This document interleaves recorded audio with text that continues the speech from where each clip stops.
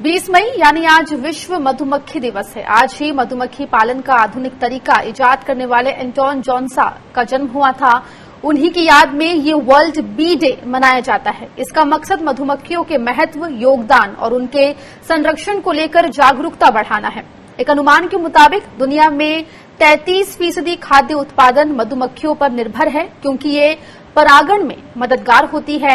इसके अलावा मधुमक्खियों से मिलने वाली शहद, मोम और रॉयल जेली जैसे उत्पाद भी किसानों के लिए अच्छी आमदनी के स्रोत हैं। हालांकि कोरोना संकट ने मधुमक्खी पालन पर भी असर डाला है। यही वजह है कि केंद्र सरकार ने अपने राहत पैकेज के तहत मधुमक्खी पालन को बढ़ावा देने का फैसला किया है। इसके लिए 500 करोड़ रुपए देने का ऐलान किया गया है।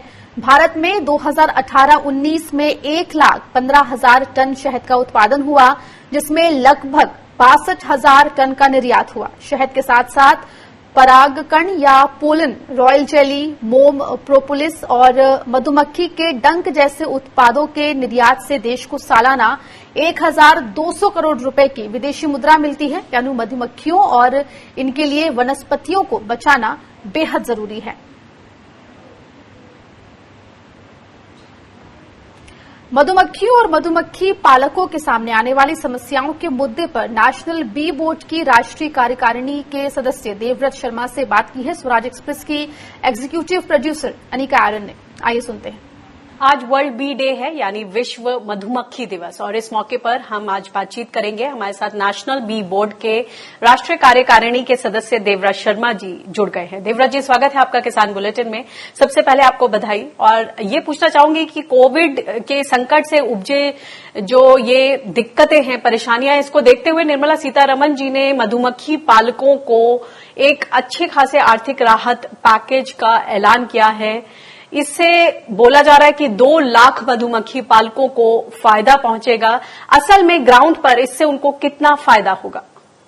कोविड-19 की वजह से भारत सरकार ने 20 लाख करोड़ के पैकेज में लगभग 500 करोड़ रुपए मधुमक्खी पालकों को दिए हैं। वो हमारे मधुमक्खी पालक साथियों के लिए, integrated beekeeping development centre के लिए, आईबीडीसी के लिए दिए गए हैं, या वहां वो उनको स्टोर करने के लिए, भंडारण करने के लिए, या कुछ महिला समूहों को या कुछ महिला मधुमक्खी पालकों के लिए दिए गए हैं। और उसके करने से लगभग जो सरकार का अनुमान है वो 2 लाख फार्मर्स को या बी कीपर्स को फायदा पहुंचने की उम्मीद है।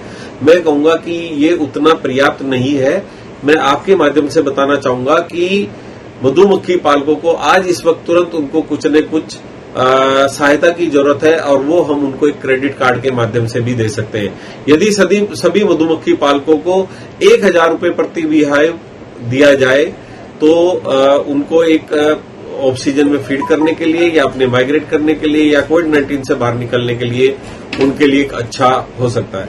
ये बताएं कि इस कोरोना के संकट में, लॉकडाउन के दौरान मधुमक्खी पालकों को क्या दिक्कतें आ रही हैं, और उनका इस राहत पैकेज से कोई वास्ता है? देखो, अभी जो कोविड-19 जो स्टार्ट हुआ, इससे हमारे मधुमक्खी पालकों को शुरुआत में काफी प्रॉब्लम आई, क्योंकि हमारी सभी मधुमक्खी पालकों की जो कॉलोनी थी, बी कीपिंग एपेरी थी, जो बीहाइव एपेरी थे लगे हुए थे, वो सब राजस्थान में सरसों में या हरियाणा में लगे हुए थे, धनिया की क्रॉप में लगे हुए थे, या सहारनपुर या हमारे नॉर्थ में लगे हुए थे। हम उन सभी को माइग्रेट करके हिमाचल या जम्मू कश्मीर या उत्तराखंड या ऐसी जगह लेके जाते हैं जहां लीची, यूकलिप्टस, बरसीम, शीशम या दूसरे ऐसे पेड़ मिल जाते हैं, या मल्टीफ्लोरा। लेकिन इस दौरान वो माइग्रेशन नहीं कर पाए, तो एक माइग्रेशन का जो लॉस हुआ है, इससे कुछ प्रोडक्शन में कुछ थोड़ी सी कमी आई है। और कोविड-19 का इफेक्ट ये है कि बाद में परमिशन मिली है, माइग्रेट भी कुछ लोगों को किया, लेकिन उनको क्वारंटाइन कर दिया गया जाके। उनको जैसे ही उन्होंने बीहाइव अपने उतारे, तो वहां लोकल लोगों ने उन्होंने कहा कि ये बाहर के लोग आए हैं, इनको क्वारंटाइन कर दिया जाए, तो उनको 14 दिन के लिए क्वारंटाइन कर दिया गया। तो कुछ मधुमक्खी पालक वहां माइग्रेट ही नहीं कर पाए।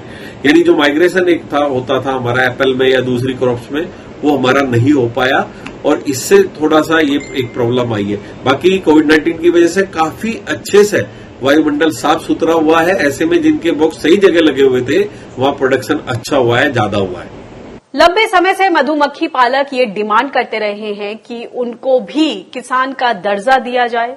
कितने मायूस हैं आप इसको लेकर? EAC टू प्राइम मिनिस्टर के अंडर में बी कीपिंग डेवलपमेंट कमेटी बनाई गई थी, जिसने पूरे देश भर के अंदर 10 करीब मीटिंग की, 10 से ज्यादा मीटिंग करी और उसमें मधुमक्खी पालकों को, किसानों को उसमें बुलाया गया और उनकी समस्याओं को समझा जाना और उसके आधार पर ये कुछ उसमें बनाया, तय किया कि मधुमक्खी पालकों को भी किसान का दर्जा दिया जाए और उसकी रिकमेंडेशन EAC to PM की रिपोर्ट में प्रधानमंत्री को दी गई है और इसके ऊपर मुझे लगता है काम हो रहा है और ये जितना जल्दी होना चाहिए था नहीं हुआ, इसके लिए सरकार ने प्रयास करने चाहिए और जल्दी से मधुमक्खी पालकों को किसान का दर्जा मिलना चाहिए ताकि उनको सस्ते में भी ऋण मिल सके और उनके क्रेडिट कार्ड बनाए जा सके, उनको सुविधाएं दी जा सके।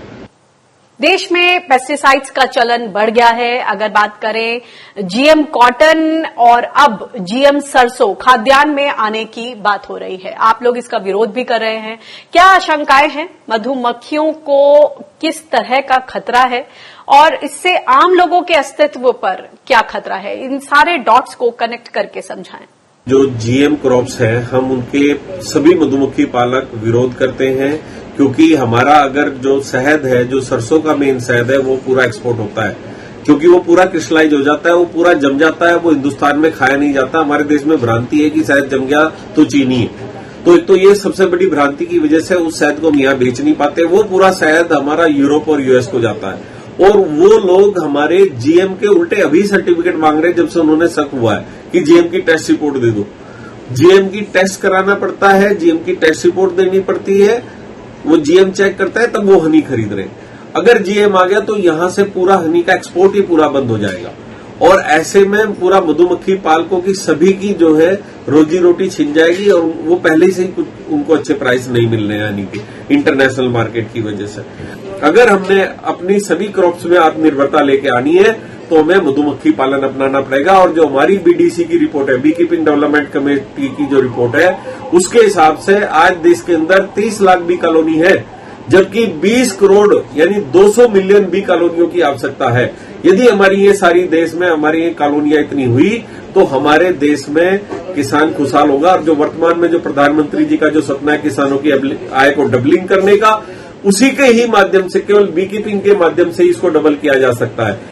जी, जैसा कि प्रसिद्ध वैज्ञानिक आइंस्टाइन का भी ये कहना था कि जिस दिन इस धरती से मधुमक्खियां खत्म हो गई उसके लगभग 4 साल बाद मानव जाति पर भी खतरा, उनके अस्तित्व पर खतरा मंडराने लगेगा। इसलिए कोशिश की जानी चाहिए कि प्रकृति के हिसाब से जैविक खेती की जाए और उसी हिसाब से जो खेती बाड़ी है उसका ख्याल किया जाए क्योंकि उत्पादकता भी मधुमक्खियों के रहने से है। बहुत बहुत वही मधुमक्खी पालन में आ रही समस्याओं को लेकर देहरादून के मधुमक्खी पालक रोशन मौर्य से फोन पर बात की है स्वराज एक्सप्रेस की एग्जीक्यूटिव प्रोड्यूसर एनिका आयरन ने। आइए सुनते हैं। जो बेसिक चीजें हैं वो आपका क्या सुझाव है, कहां से शुरू किया जाए? अगर इसको इन्होंने जैसे बोला कि आत्मनिर्भर बनाना है, लोकल को वोकल बनाना है, तो शहद की इंडस्ट्री तो छोटी छोटे मधुमक्खी पालक देश भर में है। अगर इस पर ध्यान दिया जाए तो ये बहुत अच्छे से आय को दुगनी कर सकती है खेती की। तो क्या सुझाव होने चाहिए टू बिगिन विद? आपने बोला कि MSP तय हो, और कुछ सुझाव आपके क्या बता रहे हैं आप? देखिए सबसे पहले तो हमारा कहना है कि सरकार मधुमक्खी पालकों की तरफ ध्यान दे। जो शहद मधुमक्खी पालक उत्पादन करता है उसको सीधा खरीदे सरकार और समर्थन मूल्य इसका घोषित करे। ठीक है जी। और जो नकली शहद बाजार में बिक रहा है, शहद के नाम पर सिरप मिल के बिक रहा है, बड़े बड़े ब्रांड है उसका बिक रहा है, उस पर अंकुश लगाए, टेस्ट लैब करे, स्वास्थ्य विभाग जो द्वारा हर जिले में बाजार में जो उपलब्ध शहद है उसकी निगरानी करे। ये कुछ चीजें हैं जो इससे कि नकली शहद पर अंकुश लगेगा। अगर सरकार सक्रिय होगी तभी होगा, अगर सरकार सक्रिय नहीं है कुछ नहीं हो पाएगा। आप इसमें कितना पोटेंशियल देखते हैं? जैसे कि सरकार ने अभी बोला है, प्रधानमंत्री मोदी ने खुद बोला है कि लोकल को के लिए वोकल बनना है, आत्मनिर्भर बनाना है। तो जो ये शहद बनाने की इंडस्ट्री है, जो मधुमक्खी पालक है, वो एग्रीकल्चरल आय में दोगुनी करने में अपना कितना योगदान दे सकते हैं? कितना पोटेंशियल है इस इंडस्ट्री में? देखिए मधुमक्खी पालन अगर कम हो जाएगा तो ये सोचिए कि जो कृषि उपज है वो आधी हो जाएगी। अगर मधुमक्खी पालन पर सरकार बढ़ावा देती है, इस पर ध्यान देती है, तो नेचुरली जो हमारी कृषि उपज है उसमें तो बढ़ोतरी होगी। मधुमक्खी जाती है, फूलों पर जाती है, परागकण फैलाती है, एक फूल से दूसरे फूल पर जाती है, फलों के पेड़ों पर। तो इससे ना सरकार ये किसानों की आय दुगनी हो सकती है, बड़े आराम से होगी। किसानों को जो दर्जा दिया जाए मधुमक्खी पालकों का, इसको मधुमक्खी पालक के बीच में आकर के सरकार को उनकी समस्याएं जाननी चाहिए। ये नहीं कि दिल्ली में बैठ करके सब कुछ तय होता है। और हम तो किसान मधुमक्खी पालक क्या है कि बागीचों में टेंट लगा के रहते हैं, सेल्फ क्वारंटीन होते हैं, 2-3 लोग रहते हैं। तो हम लोगों से आकर की समस्या समझी जाए। एक जगह से दूसरी जगह हम अपने मधु बॉक्स को लेके जाते हैं तो 20-30 हजार रुपये ट्रक का भाड़ा एक तरफ का पड़ता है। ये बहुत सारी चीजें हैं।